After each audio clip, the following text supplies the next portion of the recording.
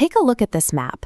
It shows a highly fractured South African electorate following the 2024 national elections, a result that forced the country into a complex arrangement of coalition politics, known as the Government of National Unity. Behind these splintered voting districts is a public that is simply exhausted. Voters have lost patience with systemic failures, ongoing corruption, and a persistent decline in basic service delivery. This photograph captures the intense, liberation-focused energy that defined South African politics for decades. But the ideologies forged during the struggle era are fading as the primary drivers of voter behavior. Today, people are increasingly prioritizing practical governance over historical loyalty. That shift created a massive opening. With voters looking for pragmatic solutions rather than ideological rhetoric, the Democratic Alliance, the country's official opposition, saw an opportunity to rethink its approach to leadership. In April 2026, the party made its choice. They elected Geordin Hill-Lewis as the new leader of the DA. At exactly 39 years old, his appointment marked a sharp departure from the traditional archetype of a South African political figure. He represents an entirely different generation stepping up to the microphone, which raises a compelling question. Can a policy-obsessed mayor, armed with spreadsheets and municipal data, scale a local city blueprint to fix deeply entrenched national crises? This is the University of Cape Town. It's where Hill-Lewis studied politics, philosophy, and economics, a degree track specifically designed to combine ethical reasoning with a strict understanding of financial systems. Because he grew up entirely within a democratic South Africa, his worldview formed under a different set of pressures than those of his predecessors. His political priorities lean heavily towards global competitiveness and economic growth. He brought that exact mindset into this room, a National Assembly chamber, when he became one of the country's youngest members of parliament at age 24. Instead of grandstanding, he focused strictly on economic policy reform and public finance oversight.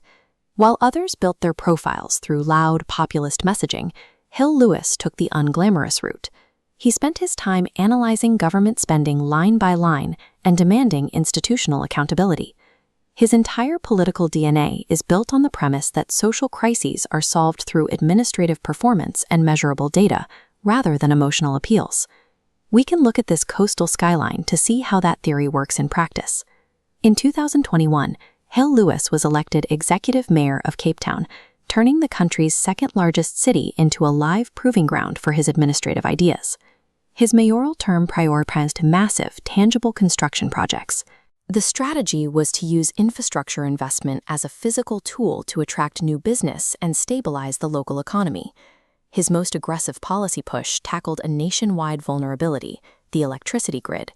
He launched initiatives to build municipal energy resilience, aiming to shield the city from the rolling blackouts plaguing the rest of the country. However, the approach has its critics. Governing through data and infrastructure development often struggles to dismantle the deep, historically entrenched inequality that still divides many urban communities. Despite those structural hurdles, his term generated a track record of visible, measurable service delivery, which naturally elevated his profile onto the national stage. Balancing a city budget and reinforcing power grids proves a leader can manage a municipality, but surviving the treacherous and unpredictable waters of national coalition politics requires a completely different set of leadership skills. That brings us back to April 2026. Stepping into the role of national DA leader officially pulls him out of the municipal arena and places him squarely at the center of the country's broader political realignment. To understand the math of this arrangement, look at this network map representing the Government of National Unity. The DA has to navigate a fragile ecosystem of competing factions. Hill-Lewis's strategy relies on using tight policy details to force accountability across these different groups.